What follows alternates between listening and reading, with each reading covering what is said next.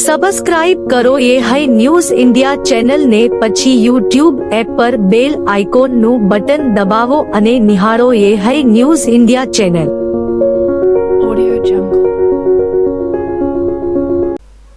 થરાદના ધારાસભ્ય અને ગુજરાત વિધાનસભાના અધ્યક્ષ શંકરભાઈ ચૌધરી તેમજ સંસદ સભ્ય પરબતભાઈ પટેલને મળેલી રજૂઆતના પગલે પાલનપુર વિભાગના વિભાગીય નિયામક કિરીટભાઈ ચૌધરી દ્વારા થરાદ તેમજ આજુબાજુની જાહેર જનતાની સૌરાષ્ટ્ર જવા માટેની બસની સુવિધા મળી રહે તે હેતુથી ખોડા બોર્ડરથી જૂનાગઢ બસને લીલી ઝંડી આપી ચાલુ કરવામાં આવી હતી, જે ખોડા બોર્ડરથી સાંજે 5:30 કલાકે ઉપડી વાયા થરાદ, ડીસા, પાલનપુર, અમદાવાદ, રાજકોટ થઈ જૂનાગઢ સવારે 7 વાગે પહોંચશે। તેમજ શુભ યાત્રા સ્વચ્છ યાત્રા અંતર્ગત સફાઈ કામદારોને ટોપી, ટી-શર્ટ આપવામાં આવ્યા હતા। આ પ્રસંગે Tharad depot manager KP Chauhan તેમજ ભારતીય જનતા પાર્ટીના પ્રમુખ ઉમજીભાઈ ચૌહાણ, મહામંત્રી Umeshbhai Parmar, Pravinbhai Mali, Hemjibhai Chaudhary, Hajaji Rajput, Kashirambhai Purohit, Tharad depot society director Dineshbhai Patel તેમજ યુનિયનના હોદ્દેદારો અને સ્ટાફ મિત્રો તેમજ જાહેર જનતા ઉપસ્થિત રહી હતી। આજે થરાદ બસ સ્ટેશનથી ખોડા બોર્ડરથી અને જૂનાગઢ સુધી એક નવી બસનું પ્રસ્થાન કરવામાં આવ્યું હતું, કારણ કે સૌરાષ્ટ્રમાં આપણા અહીંના બનાસકાંઠાના અને થરાદ વિસ્તારના ઘણા લોકો ત્યાં વસવાટ કરે છે। એમની માગણી હતી અધ્યક્ષ શ્રી આપણા શંકરભાઈ ચૌધરી સાહેબ પાસે કે ભાઈ અમને એક નવી બસ મળે, જેને અનુલક્ષીને સાહેબના આદેશથી અને એમની વિનંતીથી એક નવી બસ ચાલુ કરવામાં આવી છે આજરોજ। અને જે એક સ્વચ્છ યાત્રા અને શુભ યાત્રા થરાદ ટોટલી આખા ગુજરાતની રીતે ચાલુ છે, એના અનુસંધાને આજે ટી-શર્ટ જે સફાઈ કામદારો છે એમને પણ આપવામાં આવ્યા છે। બનાસકાંઠા જિલ્લાના દિયોદર ખાતે ₹33 કરોડના ખર્ચે તૈયાર થયેલ નવીન બનેલ બ્રિજને 31 ડિસેમ્બરે ખુલ્લો મુકાશે, ત્યારે આજરોજ બનાસકાંઠા જિલ્લા કલેક્ટર વરુણકુમાર બરનવાલ અને સ્થાનિક ધારાસભ્ય કેસાજી ચૌહાણે નવીન બ્રિજની મુલાકાત લીધી હતી। ત્યારે 31 ડિસેમ્બરના દિવસે વિધાનસભાના અધ્યક્ષ શંકરભાઈ ચૌધરી, રાજ્ય સરકાર મંત્રી બળવંતસિંહ રાજપૂત, સાંસદ પરબતભાઈ પટેલની હાજરીમાં નવીન પુલનું ઉદ્ઘાટન કરવામાં આવશે। તેમજ નવીન પુલના ઉદ્ઘાટનથી વાહન ચાલકોને ફાયદો મળશે, ટ્રાફિકથી પણ છુટકારો પણ મળશે। ઓવરબ્રિજ છે એનું પરમ દિવસે માનનીય વિધાનસભાના અધ્યક્ષ શ્રી અને બનાસકાંઠા જિલ્લાના પ્રભારી મંત્રી શ્રી બળવંતસિંહ રાજપૂત સાહેબ બંનેના સંયુક્ત હાજરીમાં પરમ દિવસે આ કાર્યક્રમ બ્રિજનું ઉદ્ઘાટન થવાનું છે। બસ હવે 2 દિવસની અંદર જ લોકોની આતુરતાનો અંત આવશે। પરમ દિવસે 31 તારીખે સાંજે 4 વાગે આપણા વિધાનસભાના અધ્યક્ષ આદરણીય શંકરભાઈ ચૌધરી સાહેબ અને ઉદ્યોગ મંત્રી અને આપણા જિલ્લાના પ્રભારી મંત્રી આદરણીય બળવંતસિંહ રાજપૂત સાહેબ, આપણા સાંસદ પરબતભાઈ પટેલ, આ બધાની હાજરીમાં પરમ દિવસે આ લોકો માટે આ રેલવે ઓવરબ્રિજ ખુલ્લો મુકાનાર છે। આ પ્રસંગે આ વિસ્તારના સૌ ગ્રામજનોને, આપ સૌને ખૂબ નમ્રતાપૂર્વક વિનંતી કરું છું કે પરમ દિવસે 31 તારીખે સાંજે 4 વાગે આ દિયોદર નગરને, દિયોદર વિસ્તારને, આમ તો આજુબાજુના તાલુકા બાબર, વાવ, થરાદ, કાંકરેજ, આ બધા જ તાલુકાને આનો ફાયદો થનાર છે। પૂર વખતે આ એકમાત્ર રસ્તો ચાલુ હોય તો એના ઉપર જે નવો રેલવે ઓવરબ્રિજ તૈયાર થયો છે એનું લોકાર્પણ થવા જઈ રહ્યું છે। આ પ્રસંગે સૌ આગેવાન, કાર્યકર્તાઓ અને આમ જનતાને બહોળી સંખ્યામાં ઉપસ્થિત રહેવા હું આ વિસ્તારના જનપ્રતિનિધિ તરીકે સૌને વિનંતી કરું છું। ઉત્તરાયણને આડે હવે ગણતરીના દિવસો બાકી રહ્યા છે। બજારોમાં પતંગ માજાની દુકાનો લાગી ગઈ છે। લોકોએ અત્યારથી જ ખરીદી ચાલુ કરી દીધી છે। સામાન્ય દોરીથી માંડીને ચાઇનીઝ દોરી અને પતંગો વેચાવા માંડ્યા છે। ત્યારે બનાસકાંઠા જિલ્લાના દિયોદરમાં વેપારીઓનો અનોખો વિરોધ જોવા મળ્યો હતો, જેમાં દિયોદર નીલકંઠ મહાદેવ મંદિર ખાતે વેપારીઓએ બેઠક કરી હતી, જેમાં સર્વસંમતિથી ચાઇનીઝ પતંગ દોરી વેચનારાઓ વેપારીઓનો બહિષ્કારનો નિર્ણય લીધો હતો, જેમાં નહીં કરે ચાઇના દોરીનું વેચાણ, જેને લઈને ભગવાન શંકરના શપથ પણ લેવામાં આવ્યા હતા। સરકારશ્રીએ તો કહ્યું કે ચાઇના દોરી પર પ્રતિબંધ છે, પણ અમે દિયોદરના વેપારી પતંગ એસોસિએશનના જે દોરી પતંગ વેચ્યા હતા એમાં અમે ચાઇના દોરીનો સખત વિરોધ કરીએ છીએ અને અમે ચાઇના દોરી લાવી નથી અને લાવવાના નથી, વેચવાના પણ નથી। અને કોઈ જોડે જો વેપારી જોડે મળશે તો અમે એમની કાયદેસરની કાર્યવાહી કરશું અને એને સજાપાત્ર ગુનો કરાવશું। અને ચાઇના દોરી પર સરકારે જે પ્રતિબંધ મૂક્યો છે એ શરૂઆતથી જ મૂકેલો છે, એટલે સારું કહેવાય। અને ચાઇના દોરી આનું વેચાણ કરવાનું નથી। દિયોદરમાં ચાઇના દોરી મળશે નહીં। ચાઇના દોરીથી પશુ પક્ષીઓને તો નુકસાન થાય છે, પણ એ મનુષ્યને ગળામાં પહેરી જાય છે. અને જે દોરી છે ને ઘાતક દોરી છે. આ દોરીથી ઘણું બધું નુકસાન થાય છે.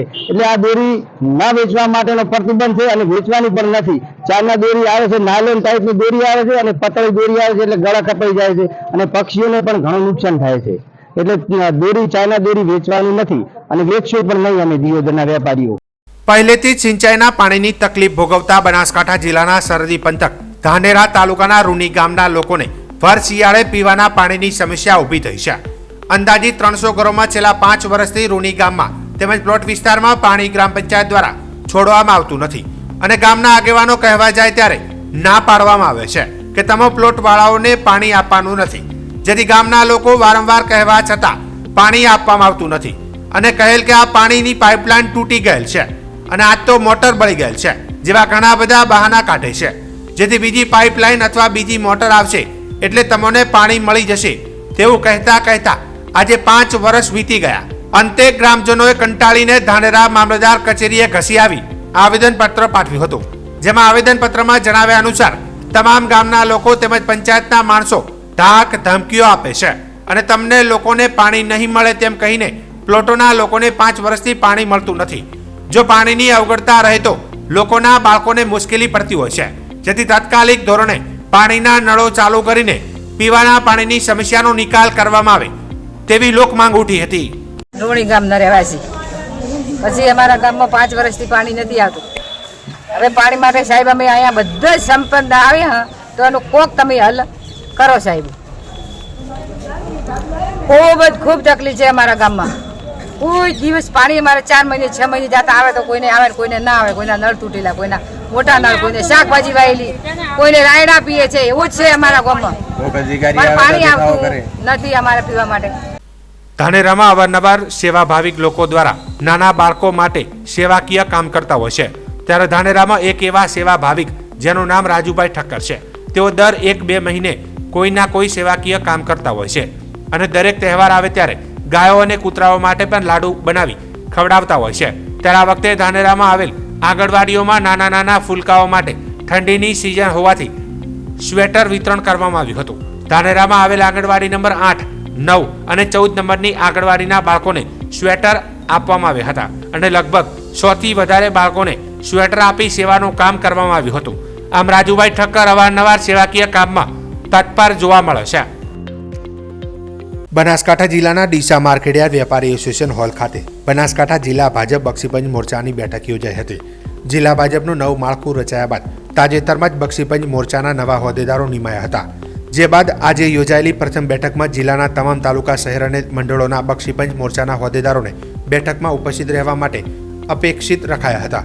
બેઠકમાં પ્રદેશ બક્ષીપંચ મોરચાના અધ્યક્ષ મયંક નાયક, બનાસકાંઠા જિલ્લા ભાજપ મહામંત્રી કનુભાઈ વ્યાસ, સંજયભાઈ બ્રહ્મભટ્ટ, શ્રેયાંશ પ્રજાપતિ, પ્રદેશ બક્ષીપંચ મોરચાના મંત્રી પીએન માળી, જિલ્લા બક્ષીપંચ મોરચાના ઉપપ્રમુખ સંજય ગેહલોત, નરસિંહભાઈ દેસાઈ, ડીસા શહેર ભાજપ પ્રમુખ રમેશભાઈ દેલવાડિયા સહિત જિલ્લાના પ્રભારી તેમજ બક્ષીપંચ મોરચાના હોદ્દેદારો સહિત ડીસા શહેર ભાજપ મીડિયા સેલના કન્વીનર કાંતિલાલ લોધા ઉપસ્થિત રહ્યા હતા.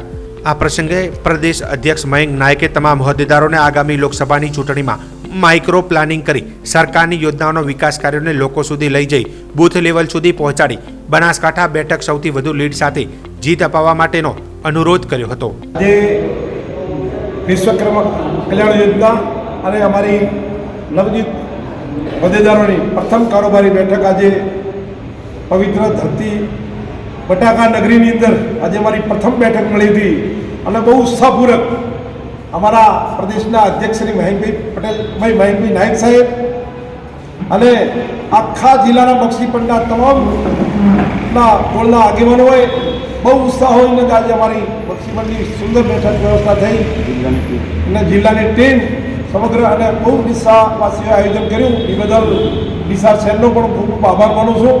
અને આજે એક સારા માહોલની અંદર બેઠક થઈ. એની અંદર મોદી સાહેબનું એક વિઝન છે એના માટે કે જે આપણે સ્કીમ મિલી છે એ દરેક નાનામાં નાના છેવાડાના લોકો સુધી એને ઉપયોગી બની છે એવી સ્કીમ લઈને આવી છે. એ એનો અમારે પ્રચાર જન સુધી પહોંચાડવા માટે છે. એના માટે અમે બધા આખા જિલ્લાના બક્ષીપંચના તમામ અમારી ટીમ અને અમારા દરેક કાર્યકર્તા સાથે મળીને કરશું. બસ 31 ડિસેમ્બર અને 9 વર્ષની ઉજવણી સમગ્ર દેશમાં ધામધૂમથી મનાવવામાં આવતી હોય છે, તો સાથે સાથે અનેકો અસામાજિક ગતિવિધિઓ અને પ્રતિબંધિત વસ્તુઓનું પ્રમાણ પણ ન્યૂ યર અને 31 ડિસેમ્બરને લઈને વધી જતું હોય છે. ત્યારે ગુજરાત અને રાજસ્થાનની સરહદે આવેલા વિવિધ ચેકપોસ્ટ પર રાજસ્થાનમાંથી કોઈપણ પ્રકારની પ્રતિબંધિત વસ્તુઓનો પ્રવેશ ગુજરાતમાં ન થાય તેના માટે સુરક્ષાને ધ્યાને રાખીને પોલીસ જવાનો તૈનાત કરવામાં આવે છે. જેમાં બનાસકાંઠા જિલ્લાની Mavsari, Tharad Khoda checkpost, Amirgadh checkpost, Gundri checkpost, Nenava checkpost સહિત વિવિધ જગ્યાએ બનાસકાંઠા જિલ્લા પોલીસના જવાનો 24 કલાક ચેકપોસ્ટ પર તૈનાત હોય છે અને રાજસ્થાનમાંથી આવતા તમામ નાના મોટા વાહનોને ચેક કરવામાં આવી રહ્યું છે, જેથી કોઈપણ જાતની પ્રતિબંધિત અને અસામાજિક ગતિવિધિઓ ગુજરાતમાં ન પ્રવેશે તે માટે સુરક્ષાની ખાસ તકેદારી રાખવામાં આવી રહી છે. હાલમાં તો બનાસકાંઠા જિલ્લાની અનેક ચેકપોસ્ટો પર પોલીસ જવાનો દ્વારા સુરક્ષાની ખાસ ચકાસણી હાથ ધરવામાં આવી રહી છે. સબસ્ક્રાઇબ કરો ये है न्यूज़ इंडिया चैनल ने પછી YouTube એપ પર બેલ આઇકોન નું બટન દબાવો અને નિહાળો ये है न्यूज़ इंडिया चैनल.